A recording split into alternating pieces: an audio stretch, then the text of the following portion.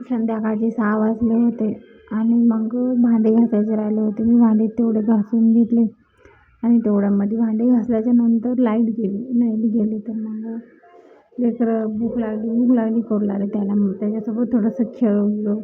म्हणलं बाप्पा देतो कोण, फक्त लाईट उद्या कारण गॅस संपला, शेगडीवर करावं लागलं सगळं. लाईट आल्याच्या नंतर मग देवाला दिवा लावून घेतला. देवाचा दिवा लावता आणि मग लेकरं मला आता भूक लागली म्हणा. लाईट आली, थांबा थोडं 2 मिनटं.